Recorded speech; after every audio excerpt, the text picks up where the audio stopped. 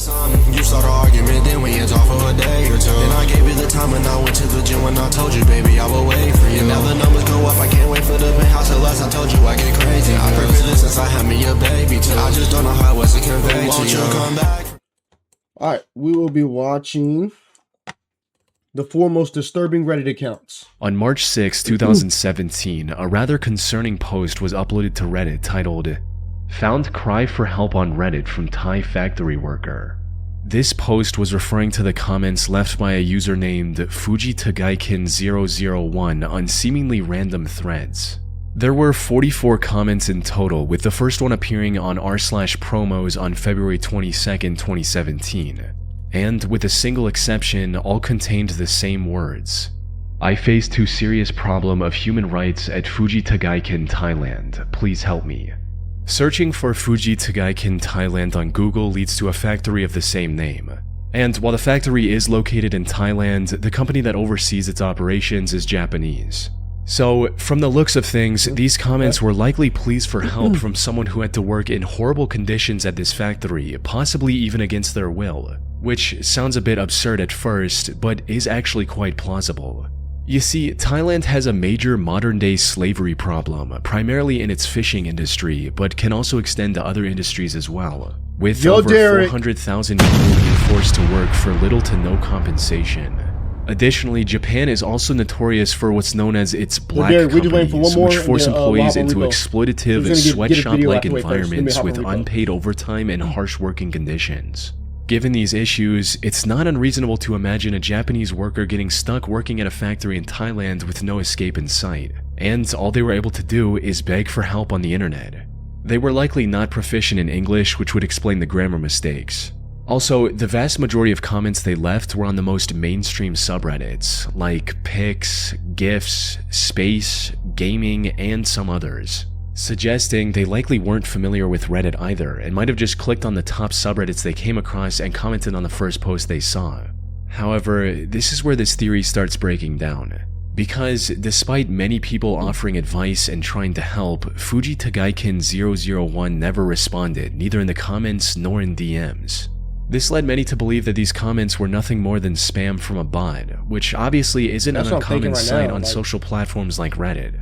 However, many argue that explanation doesn't hold much weight here, mainly because in one instance, FujiTagaikin001 posted the comment twice on the same thread, something they hadn't done in any post before or since. A bot would almost never make such a mistake, suggesting it might have been human error.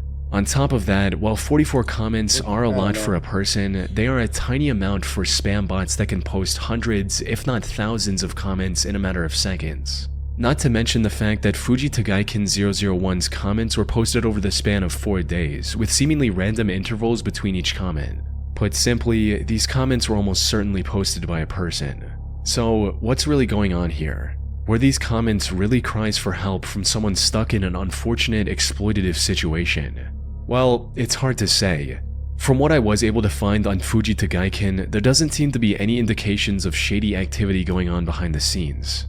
After FujiTagaikin001's story caught some attention, several people reported the company to organizations like Amnesty International. Yes, I'm aware. Because the plan was to play Repo first and then get the video out the way, but we're waiting for one more for Repo. But like he said, it'll be on like soon. But he said that after I texted you. So that's why we just flipped the schedule around. My bad, bro. We just flipped the schedule around. That's on me. That's on me. But the company is still operational to this day, and I didn't find any news coverage of anything bad being discovered at their factory in Thailand. It does have a few dozen negative reviews on Google, but almost all of them were posted after FujiTagaikin001's comment became popular on Reddit. One possible theory is that these comments were posted by a troll or a competitor with the express goal of tarnishing FujiTagaikin's reputation. However, there's currently no evidence that supports or contradicts this theory. The most likely explanation that I was able to come up with stems from the only comment FujiTagaikin001 made that strayed from the usual pattern. Translated into English, it reads, "FujiTagaikin, I'm being subjected to power harassment in Thailand." The power harassment mentioned in this comment is a specific Japanese term used to describe workplace bullying, usually by a superior. And while it is bad, it's not as extreme as the slavery situation many on the internet assumed it to be.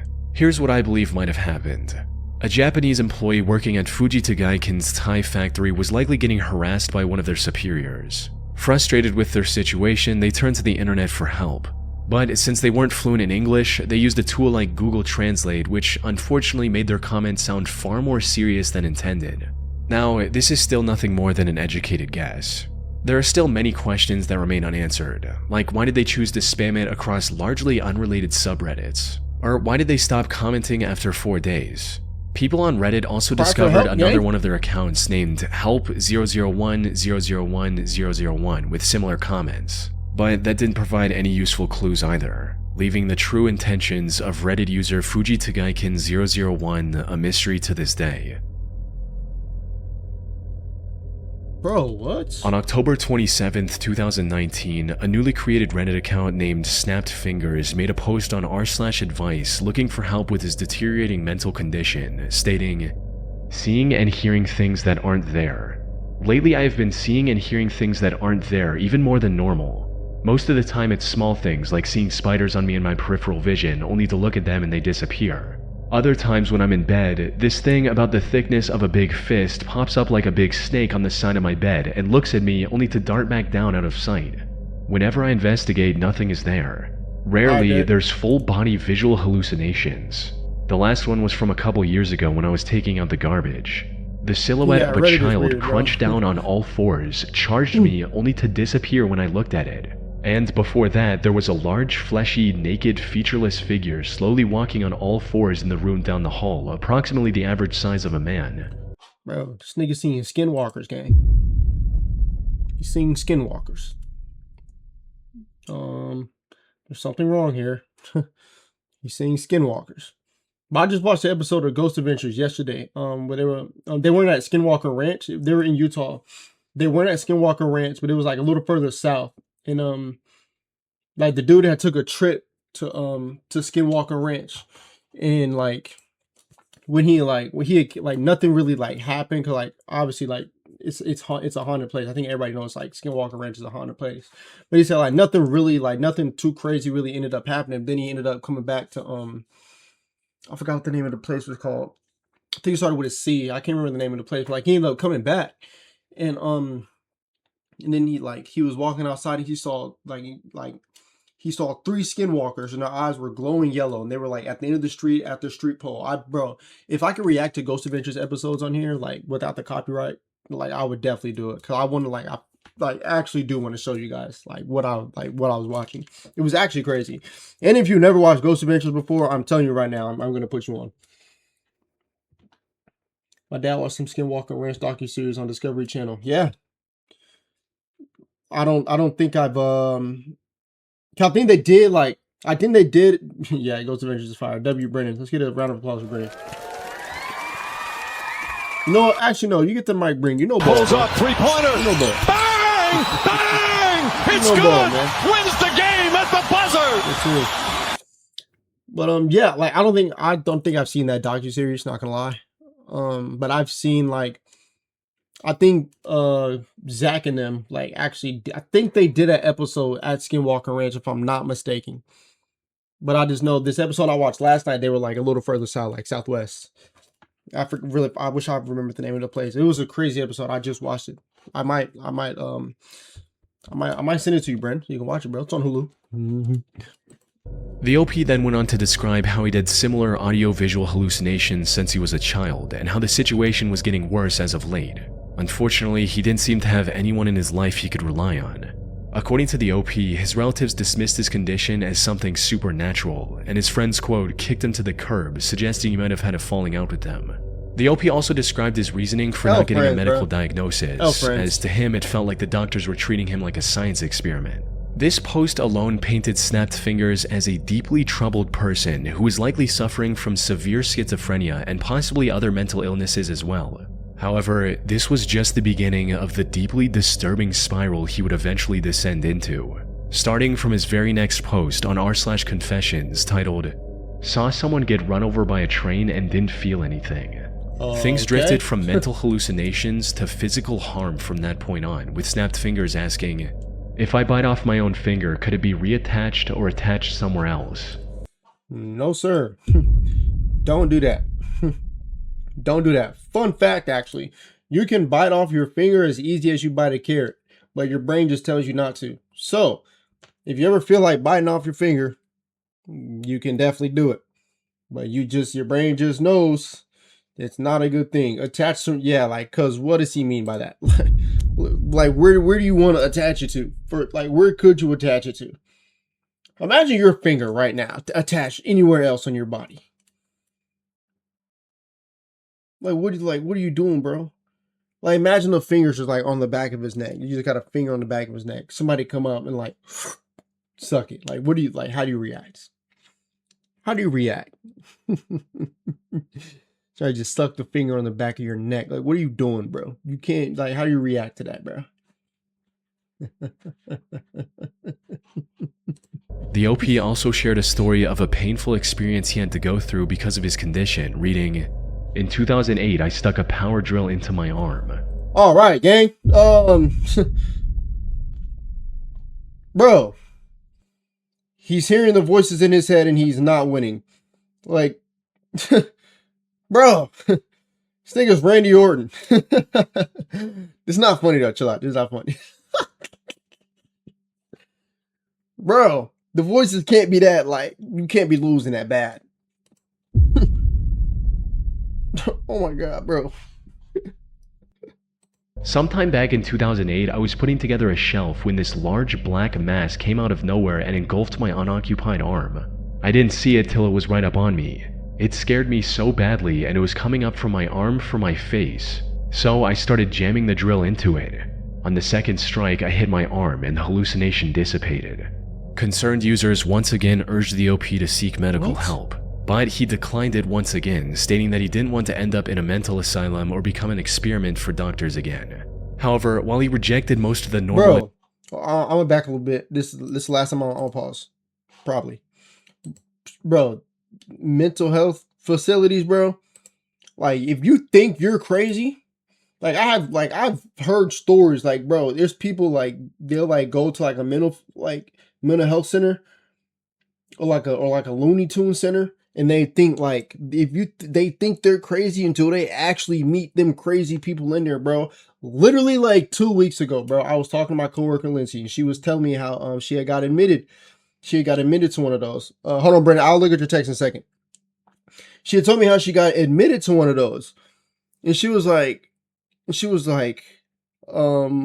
said her mom had put her in, or something like that. I can't remember, like, the exact details. But she was like, bro, like the person she was staying with, like the person that she was, like, roomed with, I guess, like, she had got moved to another room, and then that roommate of her original roommate, like, woke up, like, peeing on her or something like that. I'm like, what? Peeing on her? Like, there's like, bro, I'm so serious, bro. And there's like, bro, if you think you're crazy and you feel like you have to check yourself into a mental facility, you're not crazy. You're not that crazy, bro. I promise you, you're not that crazy. Bro, them niggas in the mental health centers, they get pretty wild. Get pretty wild up there, from what I've heard. Stating that he didn't want to end up in a mental asylum or become an experiment for doctors again. However, while he rejected most of the normal advice under this post, the one comment he agreed with suggested a fairly absurd explanation for OP's situation, suggesting that maybe the OP could see into another dimension. This was odd considering his earlier reservations about the clearly untrue supernatural beliefs of his relatives. But for some unknown reason, this one comment struck a chord with him, resulting in him spiraling out of control and eventually adopting the belief that his hallucinations were caused by some interdimensional beings. Much of this new niggas just added fuel to the fire, gang. Just added fuel to the fire. Like, you probably wouldn't even think about that. Maybe, I don't know. But now you got this nigga thinking.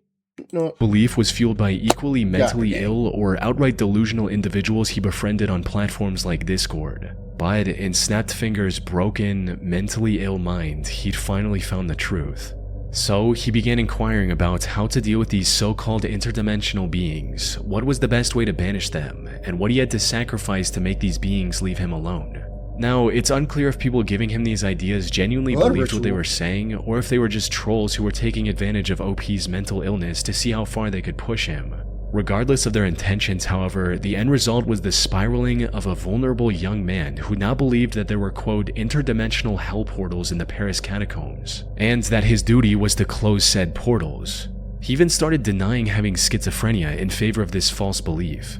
To make matters worse, Snapped Fingers actually ended up traveling to Paris in May of 2020 to achieve his newfound goal, and apparently stole a car to do so. On the 5th of May, he made one final post before entering the catacombs, stating, "We'll be entering the catacombs in a few hours-ish." Before, someone had asked about a time frame for when I'll post an update, and while I don't know how big the catacombs are, my guess is maybe a day or two before my return with videos. I've taken some test footage while I was held up inside a dumpster the other night, and the quality honestly isn't that great, but it's alright. To make up for the quality of the video, I will take more footage while I'm down there. However, the update never came, leading many to believe that the OP had likely gotten lost and passed away from exhaustion or dehydration inside the catacombs. For those who don't know, the Ghost Adventures did an episode on this too. Watch it. Them catacombs in Paris, they were there. I remember the episode.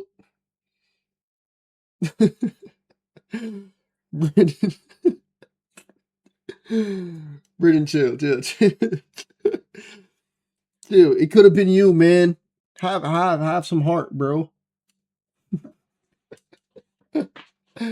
Paris catacombs stretch over 100 Yes, bro. Yes, I've seen that one, bro.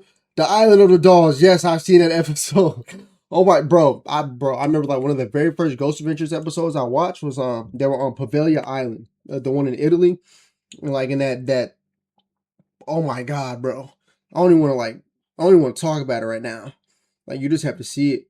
Plus, like the way like I'm gonna describe it, I'm gonna sound like I'm crazy. I'm not gonna do that. I don't want to sound like I'm crazy. You hate dolls, bro? For real? Dang, you shouldn't have told me that. Should not have told me that, bro. Don't worry, though. I'm not gonna do anything, bro. I'm not gonna do anything. Don't worry.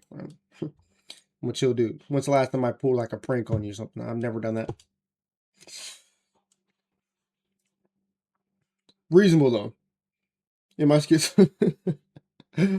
But hey, like I know people like you got people afraid of dolls. Like I know there are other people afraid of clowns. I never necessarily been afraid of clowns just cause like I don't know. I think they're pretty like it's clown, I guess.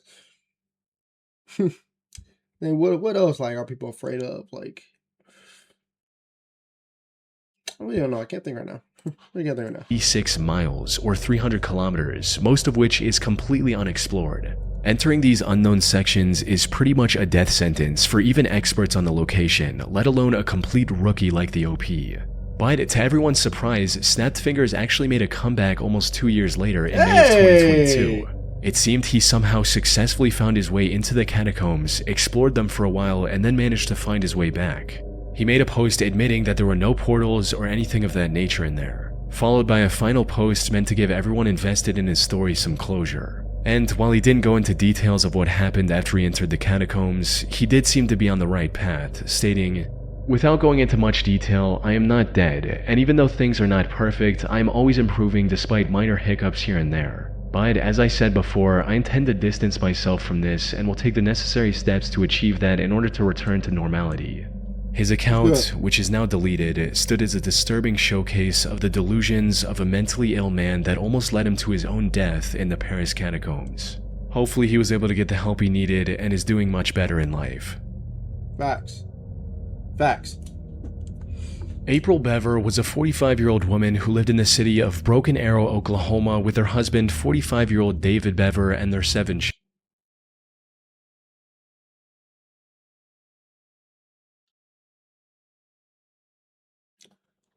No way, I just heard yelling. I promise you I just heard yelling. Like in the hallway. Like in the hallway right here. I just heard yelling. I swear to you, bro. Swear to you, I just heard yelling. Like right here in this hallway. Oh my god, bro. This is getting too real. It's getting a little too real. April Bever was a 45-year-old woman who lived in the city of Broken Arrow, Oklahoma with her husband, 45-year-old David Bever, and their 7 children. April was the primary caretaker of her family as well as the teacher for her homeschooled children. In addition to this, she also liked browsing Reddit, where she went by the name of Aoki Mom. Given her otherwise busy lifestyle, Reddit was one place where she could talk to other like-minded people and make new connections. Though many of her posts revolved around the love she had for her children. On a post discussing the financial benefits of not having any kids, April wrote, "I have 7 children and we have always lived on one income and have never had any government assistance or needed it. We have a 4,700 square foot house, 2 newer cars, and my kids do not do without. There are childless people that do not have this. Life is about making good job or income choices and then making the best money choices based on your income. I would never give up having any of my children so I could have more money. They are amazing people and the world would benefit by having them in it. And nothing I could buy or invest in could compare to giving a person a chance to have a life." Put simply, there was nothing April treasured more than her family. Sadly, her time with this family was cut short in 2015 in what would later be remembered as one of the greatest tragedies of Broken Arrow, Oklahoma. On July 22, 2015, the Broken Arrow Police Department received a 911 call from 12-year-old Daniel Bever, April and David's third son. Broken Arrow 911. Hello? Hello. Hi, where are you at? Broken Arrow, Oklahoma 7411. What address? 709 Magnolia Court. Okay. Are you the only one there? No, my brother's attacking my family. Your dad is attacking your family? No, my brother. He has a knife killing me. The call ended shortly after, and any subsequent attempts from the police to contact the family were unsuccessful. Officers rushed to the scene as quickly as they could. When they reached the Bever house, the front door was locked, so they forced their way in. However, nothing could have prepared them for the massacre they were about to witness on the other side of that door. The first person officers found was 13-year-old Crystal lying in the hallway in a pool of her own blood. She'd been stabbed multiple times, including a slash across her throat. Despite her injuries, however, she was conscious and managed to tell the officers that her 2 older brothers, 18-year-old Robert and 16-year-old Michael, were the ones responsible for everything. Robert and Michael, gang?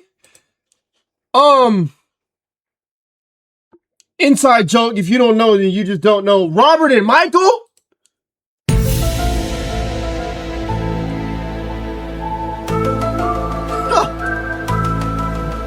Brennan, Rob and Mike.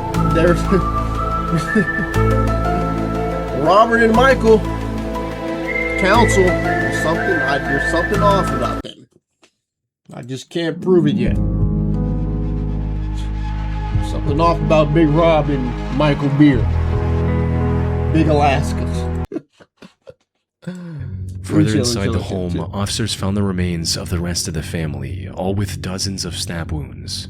April was in especially rough shape, with a later autopsy report confirming over 48 wounds on her body. 48? The only one left unharmed was the youngest, 2-year-old Autumn. However, Robert and Michael were nowhere to be seen. Fortunately, investigators were quick to determine that they might have escaped from the back door, and it wasn't long before the 2 were located and subsequently arrested, hiding in the woods behind their home. When asked about it, Robert said that he was proud of what he had done. Later interrogation also revealed their motive, which boiled down to imitating the actions of other mass murderers they had read about on the internet. They wanted to start with their own family and then leave a trail of blood across many states. Fortunately, they were caught before they could execute this plan completely. They stood trial multiple times over the next few years and were found guilty on the charges filed against them. Michael was sentenced to 5 consecutive life sentences, while Robert was given 9 for being the primary mastermind behind the crime. Aoki Mom's Reddit account and subsequent posts are now left abandoned, seen in a much more disturbing light following the massacre that took place over a decade earlier. That's crazy, bro. And she was saying, like, on the 7th of August 2015, Reddit user Is There Life After Lyme made a post in the Lyme disease subreddit recounting her terrible experience with the ailment, writing, "Lyme disease has ruined my life. I was diagnosed by an LLMD last year with congenital Lyme disease, as well as several co-infections after several years of suffering with horrible brain fog, depression, vision problems, and memory loss. I was so happy to finally get a diagnosis. Since then, I have been getting treated, but I have not gotten any better at all. I am a single working mother, and between visits to my LLMD and the formulas I buy from her and paying for things for my child, I am struggling to stay afloat. I do not have health insurance, and it's getting to the point where I'm looking into food stamps. My LLMD tells me that I will get worse if I stop the treatments now because the bacteria are smart. There are no other LLMDs in my area, so I can't go for a second opinion, and it's useless to go to a traditional doctor where I'll just be laughed at. I feel like I've tried everything and nothing has worked. I've even begun to see signs of congenital Lyme disease in my 5-year-old daughter. The hostility, the impulsiveness, the inability to concentrate. I simply can't afford to get her treated for Lyme. I've even asked myself if I should give her up for adoption and if I'm fit to be a mother with my mind the way it is. I just don't know what to do. Lyme disease has ruined my life. It ended my first marriage and estranged me from my ex. I guess my main question is, where do I go from here? What do I do if I'm not getting better? How could I pay for treatment without going broke and having to apply for food stamps? And if all this wasn't bad enough, in a comment under this post, she also revealed that her LLMD was also strictly against antibiotics and only prescribed herbal formulas. Not only were these expensive herbal treatments largely ineffective in treating the core issue, they were actively harming her, with one of these prescriptions causing hallucinations and psychosis, as well as physical symptoms like an upset stomach. From what she revealed in this post, OP's life seemed truly hopeless. However, something about her story didn't feel right. The symptoms she described weren't in line with the most common symptoms of Lyme disease. More importantly, she herself admitted that all of her Lyme disease tests were actually negative, and that her entire diagnosis, and by extension treatment, was based on a single test that came back inconclusive. Either her LLMD was taking advantage of her, or she was lying about her life to gain sympathy from other Redditors. In either case, something was very wrong. Despite the growing skepticism, however, Is There Life After Lyme kept posting about Lyme disease and other related subjects. But then, in September 21st, she made a post that shed further light on her condition, more specifically how it related to her deteriorating mental state. In it, she recounted a psychotic episode she experienced at the grocery store earlier that week, where voices were screaming at her to buy specific things or they would hurt her. Most users who saw the post urged her to seek professional help, which would have likely helped her get her life in order. Surprisingly, she agreed with these suggestions, promised to admit herself into a psych ward, and stopped posting entirely. Unfortunately, by the time she returned in 2016, her mental state had somehow gotten significantly worse. She started rambling about random conspiracy theories relating to everything from the child-free subreddit. Is Comet Ping Pong a real restaurant? What is the Comet Ping Pong?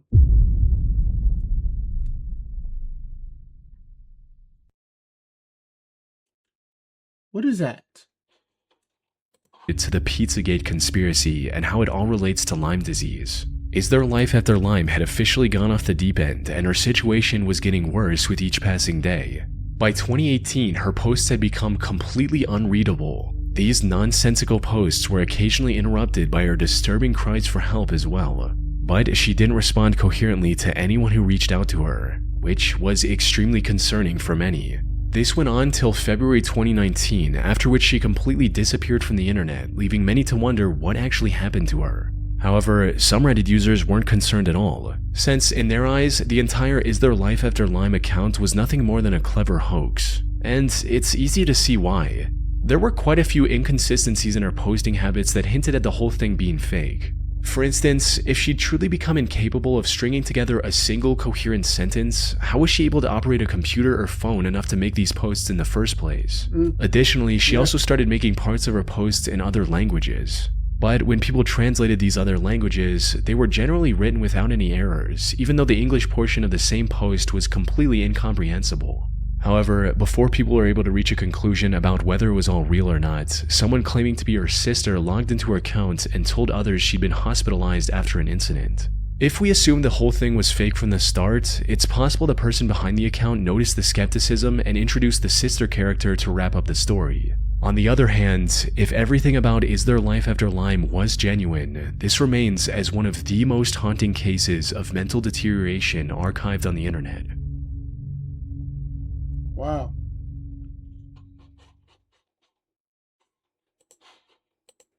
Wow, bro. What? Hey, Andre, or Dre. I just wanted to say good morning. the kids miss you. We're wanting to know when you're coming back home. If you could, like, just fly out here, like, tonight, that would be good.